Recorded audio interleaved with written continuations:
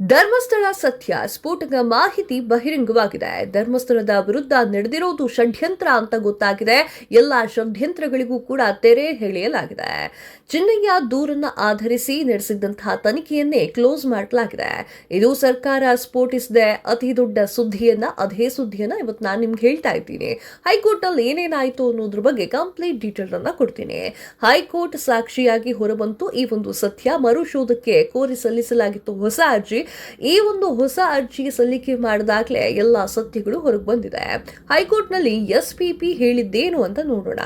ಧರ್ಮಸ್ಥಳದಲ್ಲಿ ನೂರಾರು ಶವ ಹೂತಿಟ್ಟಿದ್ದಾಗಿ ಚಿನ್ನಯ್ಯ ಹೇಳಿಕೆಯನ್ನ ನೀಡಿದ್ರು. ದೇವಾಲಯದ ಆಡಳಿತ ಸೂಚನೆಯ ಮೇರೆಗೆ ದಫನ್ ಮಾಡಿದ್ದೆ ಅಂದಿದ್ರು. ಮಹಿಳೆ ಮಕ್ಕಳ ಶವವನ್ನ ದಫನ್ ಮಾಡಿದ್ದೇನೆ ಅಂತ ಹೇಳಿ ಚಿನ್ನಯ್ಯ ಹೇಳಿಕೆಯನ್ನ ನೀಡಿದ್ರು. ಕೋರ್ಟ್ನಲ್ಲಿ ಬಿಎನ್ಎಸ್ 183 ಅಡಿ ಚಿನ್ನಯ್ಯನ ಹೇಳಿಕೆ ದಾಖಲಿಸಿಕೊಳ್ಳಲಾಗಿತ್ತು. ಚಿನ್ನಯ್ಯನ ಹೇಳಿಕೆ ಆಧರಿಸಿ 13 ಸ್ಥಳಗಳಲ್ಲಿ ಶೋಧ ಕಾರ್ಯವನ್ನ ನಡೆಸಲಾಗಿತ್ತು.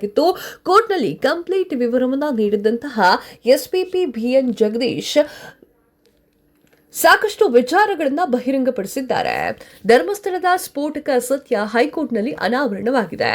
ಅಗತ್ಯ ಅನುಮತಿ ಪಡೆದು ಮ್ಯಾಜಿಸ್ಟ್ರೇಟ್ ಉಪಸ್ಥಿತಿಯಲ್ಲಿ ಉತ್ಖನನ ಮಾಡಲಾಗಿದ್ದು 13 ಸ್ಥಳಗಳ ಪೈಕಿ ಒಂದು ಸ್ಥಳದಲ್ಲಿ ವ್ಯಕ್ತಿಯೋರ್ವನ ಶವ ಪತ್ತೆಯಾಗಿತ್ತು. ಅದು 6ನೇ ನಂಬರ್ ಸ್ಥಳದಲ್ಲಿ. ಇದು ಪುರುಷನ ದೇಹ ಅಂತ ಹೇಳಿ ಎಫ್ಎಸ್ಎಲ್ ವರದಿಯನ್ನ ಮಾಡಿತ್ತು.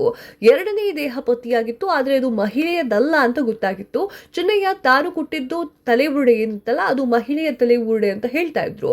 ಬಿಎನ್ಎಸ್ ಸೆಕ್ಷನ್ 164 ಹೇಳಿಕೆ ಮತ್ತು ದೂರಿನಲ್ಲಿ ಇದು ಉಲ್ಲೇಖವಾಗಿದೆ.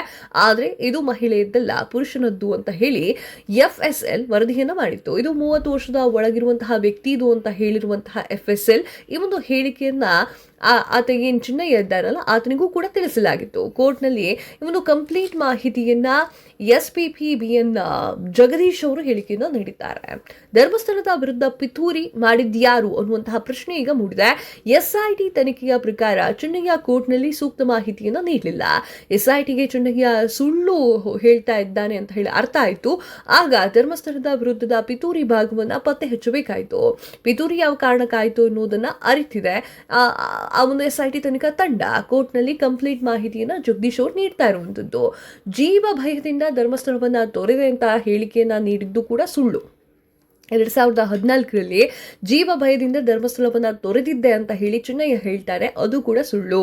ಆತ 2 ವರ್ಷಗಳ ಹಿಂದೆ ಧರ್ಮಸ್ಥಳಕ್ಕೆ ಹೋಗಿ ಬಂದಿದ್ದ. ಕೋರ್ಟ್ನಲ್ಲಿ ಆತ ಕಂಪ್ಲೀಟ್ ಆಗಿ ಒಪ್ಕೊಂಡಿದ್ದ. ಚಿನ್ನಯ್ಯನ ಮಾತಿನಲ್ಲೂ ಸುಳ್ಳು ಬಹಿರಂಗವಾಗ್ತಾ ಇದೆ. ಧರ್ಮಸ್ಥಳದಲ್ಲಿ ಬುರುಡೆ ಬಿಟ್ಟಿದ್ನಲ್ಲ ಚಿನ್ನಯ್ಯ, ಮೊದಲು ಇದು ತಾನೇ ತಂದಿರುವಂತಹ ಮಹಿಳೆಯ ಬುರುಡೆ ಅಂತ ಹೇಳಿದ್ದ. ಆದ್ರೆ ಇದು ಸುಳ್ಳೆಂದು ಸಾಬೀತಾದ ಕೂಡಲೇ ಭರವಸೆಯನ್ನೇ ಬದಲು ಮಾಡ್ಕೊಂಡಿದ್ದ. ನಾನು ಕೊಟ್ಟ ತಲೆಬುರುಡೆ ನಾನು ಪತ್ತೆ ಮಾಡಿದ್ದಲ್ಲ ಅಂತ ಹೇಳಿದ್ದ. ಬೇರೆ ಯಾರೋ ನನಗೆ ತಂದು ಕೊಟ್ರು ಅಂತ ಚಿನ್ನಯ್ಯ ಹೇಳಿದ್ದ. ತಲೆ ಬುರುಡೆಯನ್ನ ಇನ್ನಿತರರು 2 ನನಗೆ ತಂದುಕೊಟ್ರು ಅಂತ ಹೇಳಿದ್ದ. ಅವರ ಸೂಚನೆಯ ಮೇರೆಗೆ ಆ ಹೇಳಿಕೆಯನ್ನ ಆತ ಒಪ್ಕೊಂಡಿದ್ದ. ಮ್ಯಾಜಿಸ್ಟ್ರೇಟ್ ಮುಂದಿಗೆ ಚಿನ್ನಯ್ಯನ ಈ ಒಂದು ಹೇಳಿಕೆ ದಾಖಲೆಯಾಗಿತ್ತು. ಬೇರೆಯವರ ಸೂಚನೆಯಂತೆ ಹೇಳಿಕೆ ನೀಡಿದ್ದೆ ಅಂತ ಹೇಳಿ ಚಿನ್ನಯ್ಯ ಒಪ್ಕೊಂಡಿದ್ದ. ಹೈಕೋರ್ಟ್ ನಲ್ಲಿ ಕಂಪ್ಲೀಟ್ ವಿವರವನ್ನ ನೀಡಿದ್ದಾರೆ ಬಿಎನ್ ಜಗದೀಶ್ ಅವರು. ಧರ್ಮಸ್ಥಳದಲ್ಲಿ ಚಿನ್ನಯ್ಯ ಅನೇಕ ಶವವನ್ನ ಹೂತಿಟ್ಟಿದ್ದು ನಿಜ. ಆದ್ರೆ ಹೈಕೋರ್ಟ್ನಲ್ಲಿ ಚಿನ್ನಯ್ಯ ಕಂಪ್ಲೀಟ್ ವಿವರವನ್ನ ನೀಡಿದ್ದಾರೆ.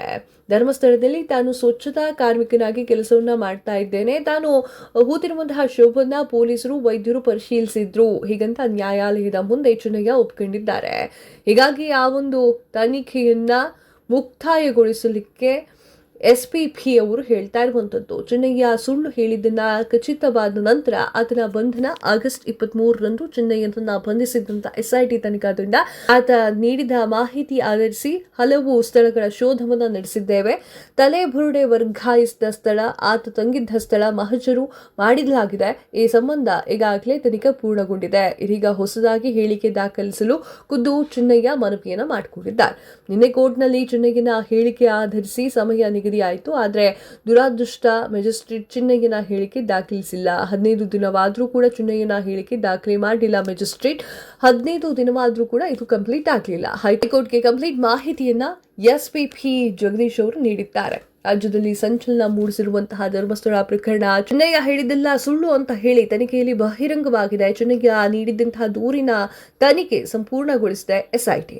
ಧರ್ಮಸ್ಥಳದ ವಿರುದ್ಧ ಪಿತೂರಿ ಮಾಡಿದವರ ಬೆನ್ಬಿದ್ದಿತ್ತು ಎಸ್ಐಟಿ ತನಿಖಾ ತಂಡ. ಎಸ್ಐಟಿ ತನಿಖಾ ತಂಡ ಎಲ್ಲಾ ವಿಚಾರಕ್ಕೂ ಕೂಡ ಈಗ ತೆರೆಯನ್ನ ಇಳಿಯುವಂತಹ ಕೆಲಸ ಮಾಡಿದೆ. ಇದೀಗ ಚೆನ್ನಯ್ಯನಿಂದ ಅಂತರವನ್ನ ಕಾಯ್ದುಕೊಂಡಿದೆ ಒಂದು ಬಣ. ಚೆನ್ನಯ್ಯನನ್ನ ಬೆಳ್ತಂಗಡಿ ಠಾಣೆಗೆ ಕರೆದುಕೊಂಡು ಹೋದವರು ಯಾರು? ಈಗ ಮಾಯವಾಗಿಬಿಟ್ಟಿದ್ದಾರೆ ಅವರು. ಈಗ ಏನಂತೀರಾ? ಚೆನ್ನಯ್ಯ ಹೇಳಿಕೆ ಆಧರಿಸಿ ಮಾತನಾಡೋರು ಈಗ ಬರಬಹುದು. ಚೆನ್ನಯ್ಯನನ್ನ ಸ್ವತಃ ದೇವರು ಕಳಿಸಿದ್ದಾನೆ, ಸತ್ಯಗಳನ್ನ ಪತ್ತೆ ಹಚ್ಚಲಿಕ್ಕೆ ಚೆನ್ನಯ್ಯನನ್ನ ಕಳಿಸಿದ್ದಾನೆ ಅಂತ ಬಾಂಬಡಿ ಹೊಡೆದ್ರಲ್ಲ, ಯಾರ್ಯಾರಿದ್ದೀರಾ ಎಲ್ಲರೂ ಕೂಡ ಕಮೆಂಟ್ ಮಾಡಿ ತಿಳಿಸಿ. ಹಾಗಿತ್ತು ಈ ಹೊತ್ತಿನ ವಿಶೇಷ. ಮತ್ತಷ್ಟು ಸುದ್ದಿಗಳಿಗಾಗಿ ನೋಡ್ತಾ ಇರಿ the news hunt YouTube channel. Subscribe ಮಾಡಿ. Thank you.